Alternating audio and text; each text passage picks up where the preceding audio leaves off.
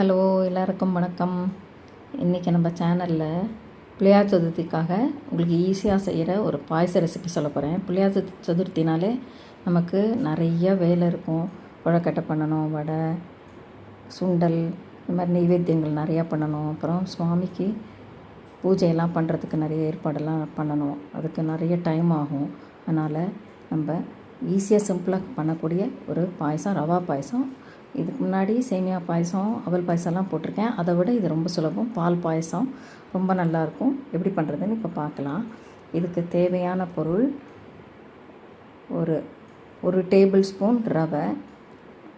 1/2 litre பாலுக்கு 1 table spoon ரவை தான் எடுத்துக்க முடியும். நீங்கள் கூட வேணும்னா பால் கூட எடுத்துக்கணும். 2 டேபிள் ஸ்பூன் எடுத்திங்கன்னா 1 லிட்டர் பால் எடுத்துக்கோங்க. 1 டேபிள் ஸ்பூன் ரவை, ஒரு 1/2 டீஸ்பூன் ஏலக்காய் தூள், ஒரு 5-6 முந்திரி பருப்பை கட் பண்ணி வச்சுருக்கேன். அதுக்கப்புறம் 1/2 லிட்டர் பால், அப்புறம் ஒரு 2 ஸ்பூன் நெய். இதெல்லாம் தான் இதுக்கு தேவை. இதுக்கப்புறம் நான் எப்போவுமே சொல்லியிருக்கேன்ல, ப்ரௌன் சுகர் தான் யூஸ் பண்ணுவேன்னு. அதனால் ப்ரௌன் சுகர் ஒரு கப்பு, ஒரு 150 கிராம்ஸ். அப்புறம் முதல்ல வாணலியில் 2 ஸ்பூன் நெய்யை விட்டுக்கணும்.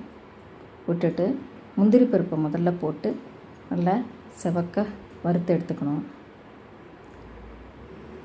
வறுத்துட்டு அது தனியாக ஒரு கிண்ணத்தில் எடுத்து வச்சுக்கோங்க. அதுக்கப்புறமா இந்த ரவையை, ஒரு டேபிள் ஸ்பூன் ரவை, இன்றைக்கி நான் கொஞ்சம் கூட எடுத்துட்டுருக்கேன். எனக்கு பாயசம் கூட வேணுங்கிறதுனால நான் சொல்கிற அளவை ஃபாலோ பண்ணிக்கோங்க. ஆனால் நீங்கள் உங்களுக்கு எவ்வளோ தேவையோ அப்படி பண்ணிக்கோங்க. 1/2 லிட்டர் பாலுக்கு 1 டேபிள் ஸ்பூன் ரவை. இப்போ இந்த ரவையை போட்டு நல்லா செவக்க வறுக்கணும். நான் முன்னாடி உங்களுக்கு என்னோடய கேசரி வீடியோவில் கூட சொல்லியிருப்பேன். நல்ல ரவையை மட்டும் எப்போவுமே செவக்க வறுத்துக்கணும். வறுக்கலைன்னா குழன்னு ஒரு மாதிரி கஞ்சி மாதிரி ஆகிடும். அது கேசரிக்கும் நல்லா இருக்காது, பாயசத்துக்கும் நல்லா இருக்காது. அதனால் நல்லா செவக்க வறுத்துட்டு அப்புறம் இந்த 1/2 லிட்டர் பாலை அந்த ரவையில் விட்டு நல்லா கொதிக்க வைக்கணும். அது நல்லா சுண்டணும். கொஞ்சம் நல்லா ரவை வேகணும். வெந்தாலே போகிறோம். நல்லா பாலை இழுத்துட்டு அது கொஞ்சம் கெட்டியாகிடும்.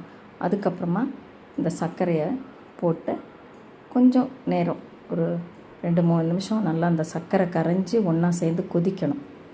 கொதித்து இது மாதிரி நல்லா பபிளாக வந்ததுக்கப்புறமா நீங்கள் ஏலை பொடியை அதில் சேர்த்துடணும். சேர்த்துட்டு அதுக்கப்புறம் முந்திரி பருப்பையும் போடணும்.